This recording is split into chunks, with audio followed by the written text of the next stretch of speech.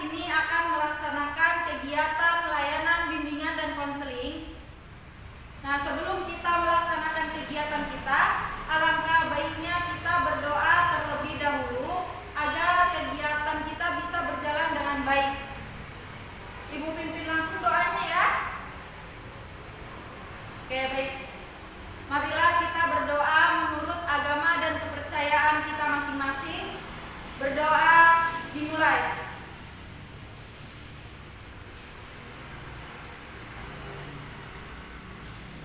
Berdoa selesai. Nah, sekarang kita akan masuk ke dalam kegiatan kita. Sebelum kita masuk kegiatan kita, Ibu akan menjelaskan sedikit tentang langkah-langkah kegiatan kita. Jadi nanti di sini anak-anak jangan ribut ya saat kita sedang melaksanakan kegiatan kita. Nah, sebelum kita masuk ke dalam kegiatan kita, di sini Ibu akan menjelaskan sedikit langkah-langkah kegiatan kita. Jadi nanti di sini Ibu akan menjelaskan topik yang akan kita bahas pada hari ini. Jadi anak-anak Ibu minta jangan ribut ya, biar teman-teman yang lain tidak terganggu. Dan Ibu meminta teman-teman fokus kepada materi atau topik yang Ibu bawakan ini. Nah, karena nanti anak-anak di akhir kegiatan kita, anak-anak akan Ibu kasih tugas. Ya, Ibu kasih tugas. Jadi usahakan jangan ribut dan harus fokus ya. Oke, baik. Nah, kegiatan kita akan kita laksanakan selama 1 kali 45 menit atau setara dengan 1 jam mata pelajaran.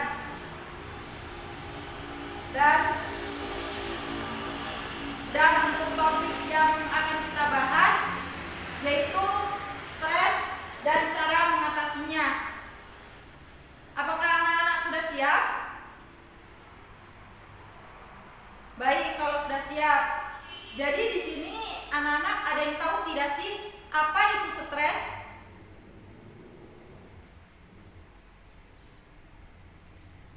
Ya, betul. Ada lagi? Baik, tidak ada ya. Nah, jadi di sini Ibu akan jelaskan. Jadi pengertian stres yaitu merupakan suatu respon fisiologi atau perilaku terhadap stresor, hal yang dipandang sebagai menyebabkan tekanan, gangguan keseimbangan, baik internal maupun eksternal. Nah, jadi apakah anak-anak sudah paham mengenai apa itu stres? Ya, jadi sudah paham ya. Nah, terus kenapa sih stres itu sering dialami oleh anak-anak remaja? Apakah ada yang tahu? Tidak tahu ya. Nah, jadi karena remaja itu cenderung memperhatikan citra tubuhnya, rentan mengalami peristiwa yang penuh stres, dan mengalami tekanan dalam penyesuaian diri dalam berinteraksi dengan orang lain. Nah, itulah kenapa stres lebih banyak dialami oleh anak-anak remaja. Jadi sampai di pengertian stres sudah paham ya? Oke, baik, kita sekarang lanjut ke faktor-faktor penyebab dan dampak stres. Nah, di sini faktor-faktor dan penyebab dampak stres terbagi menjadi 3, antara lain yaitu lingkungan, fisiologis, dan pikiran kita. Nah, kalau dari lingkungan itu contohnya seperti cuaca, kebisingan, terus kepadatan, tekanan waktu, terus standar prestasi, dan perubahan keluarga. Nah, kalau yang fisiologis itu merupakan perubahan kondisi tubuh, seperti contohnya masa remaja, haid, terus hamil, proses menua, kecelakaan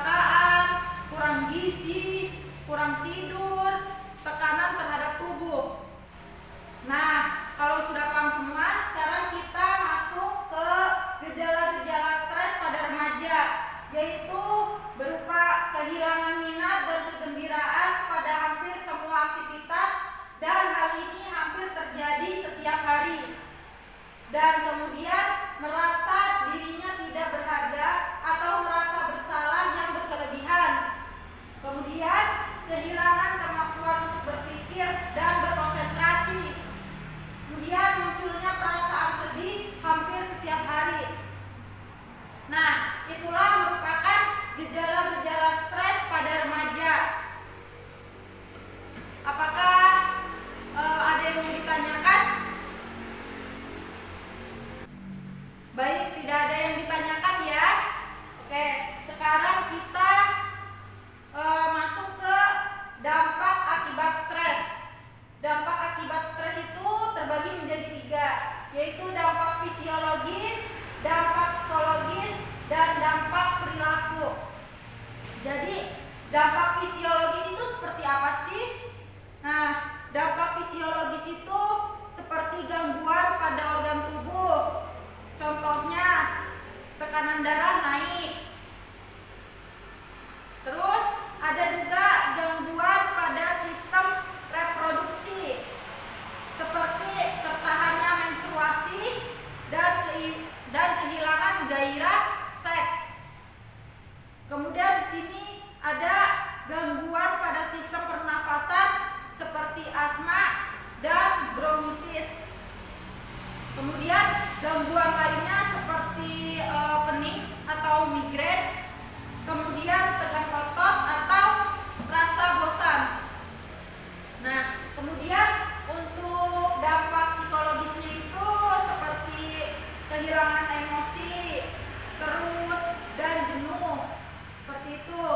Dan untuk dampak psikologisnya itu contohnya seperti keletihan emosi, kemudian jenuh, stres berkepanjangan, dan pencapaian pribadi yang bersangkutan menurun.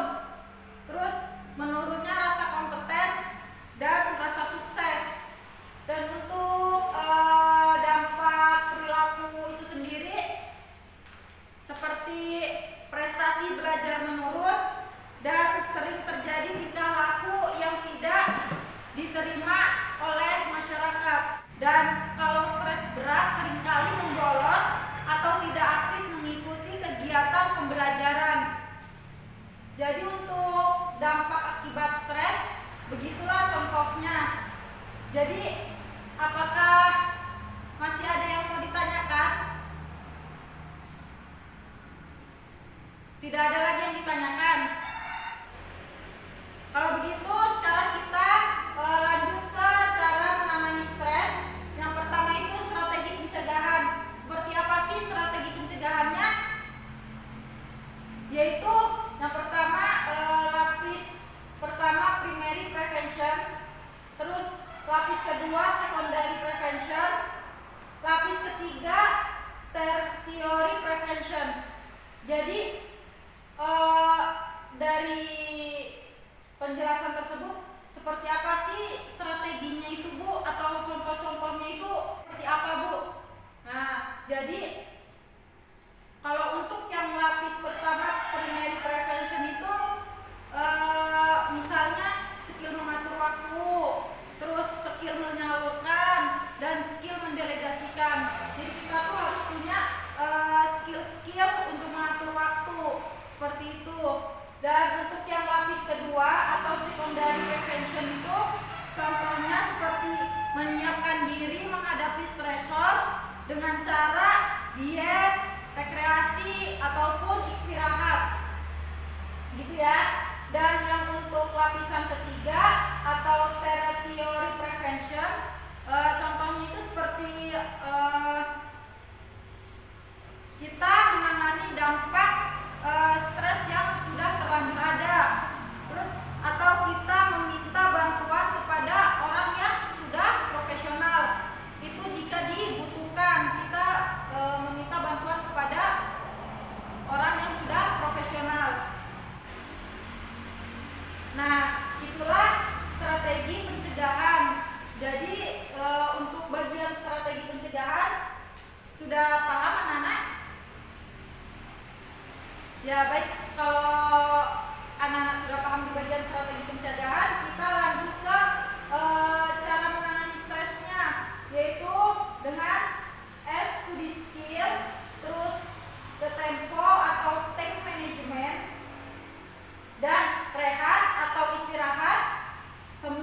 eating and exercise atau makan dan olahraga kebugaran. Kemudian self talk atau percakapan kalbu. Kemudian social support atau jaringan pendukung.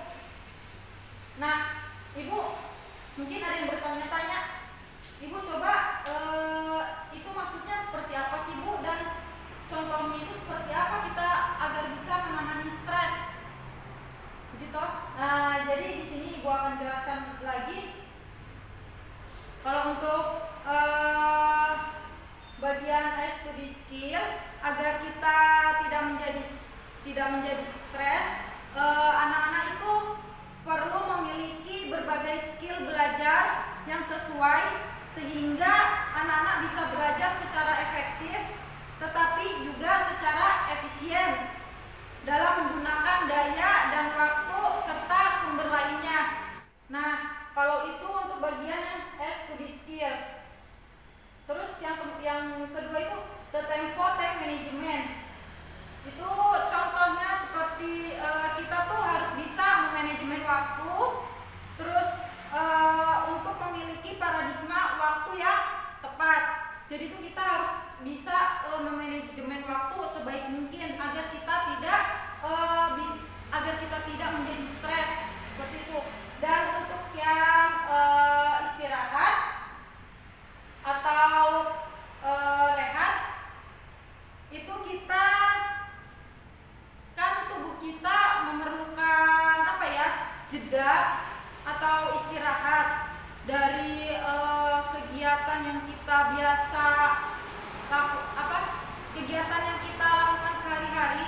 Kan mungkin dari anak-anak ada yang ikut kegiatan OSIS atau ada yang kegiatan ekstrakurikuler kayak contohnya ekstrakurikuler main bola kan biasa ada. Nah, yang laki-laki kan biasa ekstrakurikuler mungkin ikut olahraga, bulu tangkis ataupun yang olahraga seperti itu kan.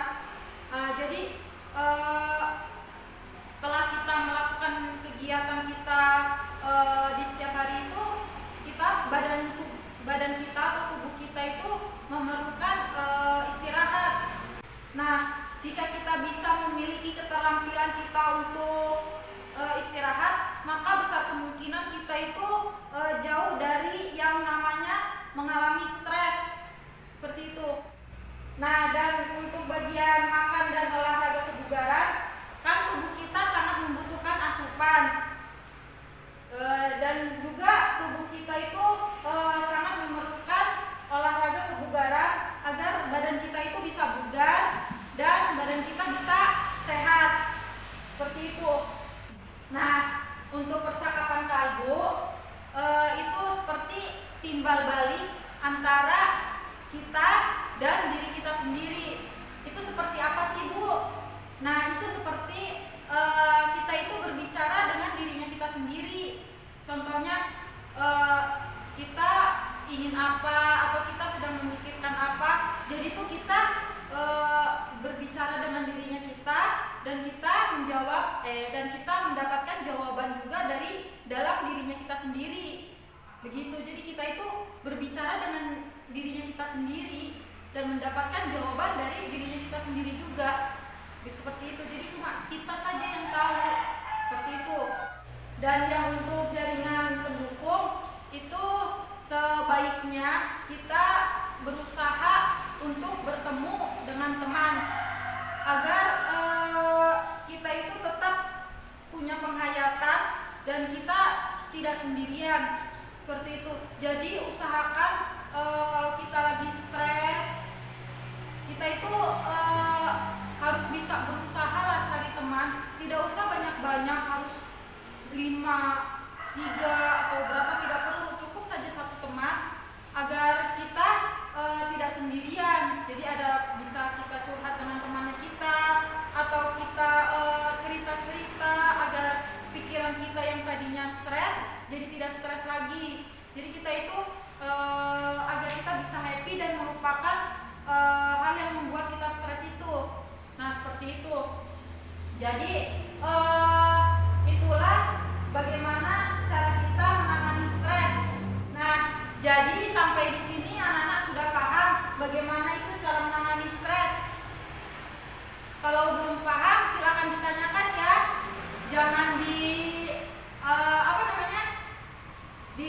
simpan-simpan, pokoknya saya tidak tahu, harus saya tahu-tahu saja supaya cepat selesai.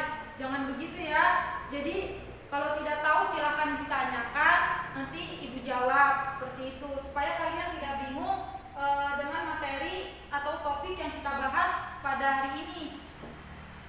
Baik ya, jadi kalau ada yang bingung atau masih ada yang mau ditanyakan, silahkan bertanya saja, nggak apa-apa kok, jangan takut ya.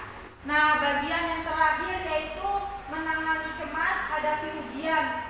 Caranya itu seperti biasakan diri dengan situasi ujian, kemudian kendalikan emosi, pikiran dan tindakan, kemudian persiapkan fisik, terus pelajari skill, relaksasi yang amat menolong segera.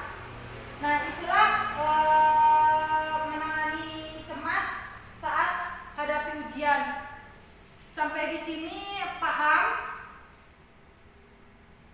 Karena setelah kegiatan kita selesai, ibu akan bagi tugas loh. Ingat ya, ibu akan bagi tugas. Jadi kalau sudah paham, ibu di sini akan membagi kelompok seperti itu. Jadi sudah paham semua?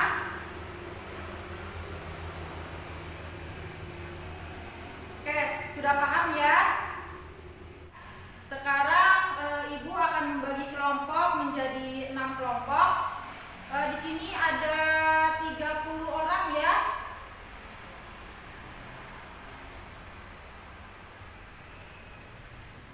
Ya, ada 30 orang. Sekarang ibu mau bagi kelompok menjadi 6 kelompok. Jadi dalam satu kelompok beranggotakan 5 orang ya. Iya, 5 orang. Silahkan anak-anak membuat kelompoknya. Ibu kasih waktu berapa menit ya? 1 menit lah boleh. Oke, silahkan anak-anak buat kelompoknya. 5 orang ya. Ya, silakan buat kelompoknya. Ibu tunggu. Ya, di sini 1, kayak di sini kelompok 1, 2, 3, 4, 5, 6, begitu. Atau ya bisa begitu saja, 1, 2, 3, 4, 5, 6. Oke.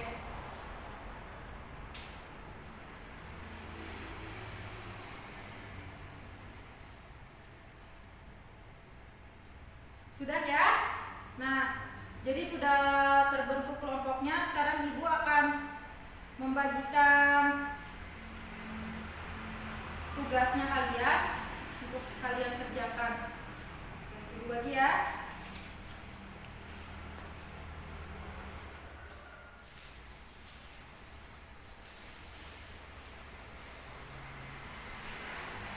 Nah, tugasnya sudah ibu berikan ya. Jadi untuk pengerjaan tugasnya itu silakan anak-anak kerjakan sesuai apa yang terjadi pada diri anak-anak sekalian, atau apa yang anak-anak pahami tentang materi stres dan cara mengatasinya. Nah, sebelum anak-anak mengerjakan tugas tersebut, ibu mau meminta anak-anak untuk menyimpulkan hasil kegiatan kita pada hari ini.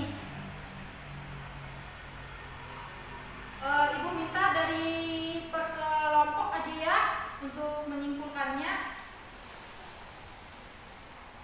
Ya, untuk kelompok berapa duluan? Oke, kelompok 5. Ya, silakan kelompok 5 untuk menyimpulkan kegiatannya. Nah, selain dari kelompok 5, siapa lagi yang mau menyimpulkan kegiatan kita pada hari ini? Kelompok 2. Ya, silakan untuk kelompok 2. Oke, untuk selanjutnya kelompok berapa lagi ya? Kelompok 1. Ya, silakan kelompok 1. Oke. Ada lagi yang mau menyimpulkan? Oke. Kelompok berapa? Kelompok 3. Ya. Oke. Itulah atau masih ada lagi yang menyimpulkan? Ya. Nah, setelah kalian menyimpulkan, Ibu mau meminta anak-anak untuk memberikan apa sih manfaat dari kegiatan kita pada hari ini. Oke, dari kelompok 6, apa manfaatnya? Oke, baik. Terus kelompok berapa? Kelompok 4. Ya, kelompok 4. Nah, karena anak-anak sudah menyimpulkan kegiatan kita pada hari ini dan sudah memberikan manfaat dari kegiatan kita, karena berhubung waktu kita sudah habis, jadi Ibu akan menutup kegiatan kita pada hari ini. Jadi kegiatan kita hari ini Ibu tutup dengan berdoa, baik ya. Nah, jadi marilah kita berdoa menurut agama dan kepercayaan kita masing-masing. Berdoa dimulai.